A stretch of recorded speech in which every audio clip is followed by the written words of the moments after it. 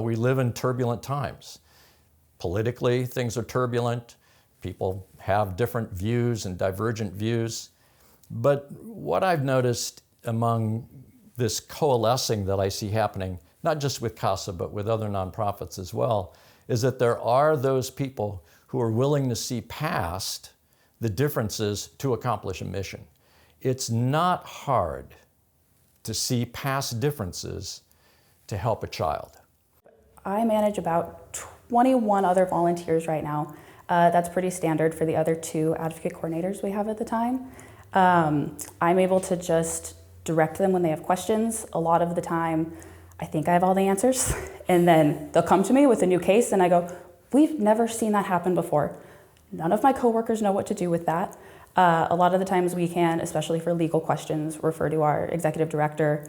And sometimes we get to refer to our larger Oregon CASA program as well. What a CASA volunteer does is devotes a period of time to volunteer hours. It's a volunteer position, so we volunteer hours to look into a case. We're assigned a case by our advocate coordinator, and we follow that case all through the juvenile court system. Some of those cases may be done in 7 months. Some may be, like the last case I just finished was almost 3 years. And so we just make a commitment to those kids and to always be looking to their best interest. The best interest principle is what we follow, and so that takes us in some interesting places depending on what's going on in their family unit and in their lives. And we write reports to the court. We are the eyes and the ears of the court, so the judge is relying on us to be factual, to be objective, to present the facts of the case without our emotions or our personal feelings or biases about the case. So CASA doesn't have specialized educational requirements. We require you to be over the age of 21 and to have a heart for service. Those are really the 2 prerequisites that we are looking for. You don't need to be an attorney. You don't need to have a legal background. In fact, the vast majority of our CASA volunteers have no background in the practice of law. But that's okay, because at CASA of Marion County, we don't just give you a case, drop it in your lap, and say, so long, good luck. Instead, we work alongside you. This is a team, and we believe that every single day. Our CASA volunteers regularly meet with our staff to make sure that the case stays on track. Now, when it comes to being in court, I know the courtroom can look a little scary at first, but you have to remember a few things. First of all, everyone in that courtroom, whether it's the DHS caseworker, the attorneys for the child, the mom and the dad, the judge, the judicial staff, the CASA, we all believe in child safety. Every single person in there believes in child safety. There's not a soul in there who doesn't believe in having a safe and healthy home for our kids. And while we don't always agree on how to get there, that underlying fundamental belief in helping kids in the foster care system have a brighter future is a shared goal for everyone in there. The first time I went to court and I had to speak, I could feel my heartbeat. I was so nervous. And that was overwhelming and scary at first. But walking into the courtroom, just learned to expect that for all of these people here, it's just another day on the job, with the exception of maybe some family.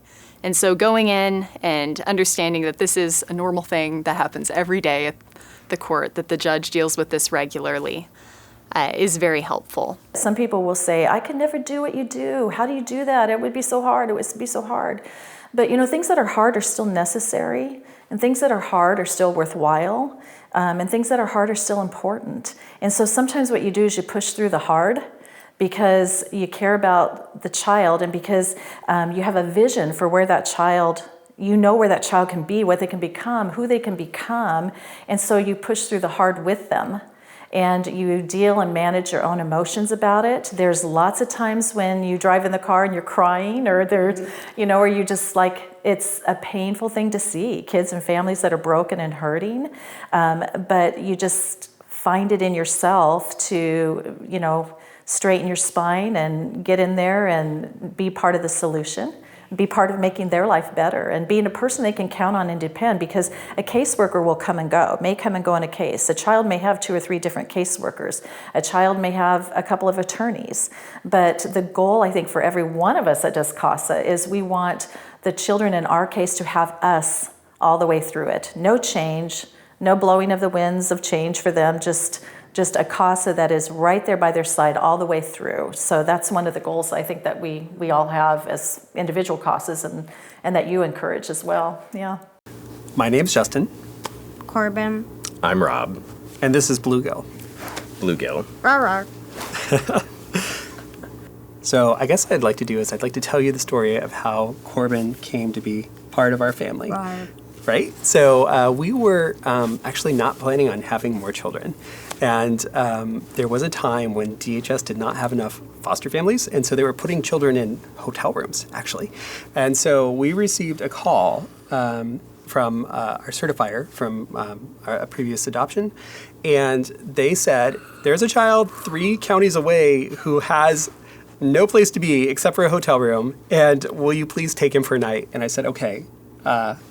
We'll do it. And we thought it was going to be really short. But Corbin stayed with us as a foster child for 2 years. 2 years, 2 years.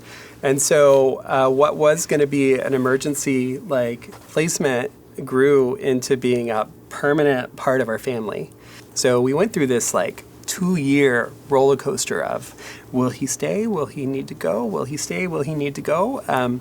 And the really solid part was our CASA, right? Corbin's CASA was there constantly. She was there, her name was Carol. She was there every time we went to court. She was there before we got there, so we had a friendly face to visit with. She told us, because she'd seen a lot of cases go through, she told us what might happen. She was just such a guide to us, a godsend, really a godsend. And she was actually really instrumental in his ability to stay, right? She was kind of the guiding force. She was a party to the case, like all CASAs are. And so she was the one, Carol was the one who made the motion to change the plan. And after Carol made the motion, then the child's attorney joined, and then eventually the AAG joined. I know, right? I talk with my hands. But I'm just, she was such an integral part of creating the family that we are today, and we're just so thankful to her. Rawr. Take the chance. A lot of my volunteers love it. They make such strong connections with the kids and with the caseworkers and with each other. A lot of our volunteers will continue to meet up in small groups from the original group that they trained with. And so you don't just make connections with the family you work with, you make connections with the whole community that's trying to help the family. And you don't know until you try. Mm-hmm. Yeah, and I would say the same thing. I think it kind of, some of these things and opportunities to volunteer come in the category of you don't know what you don't know.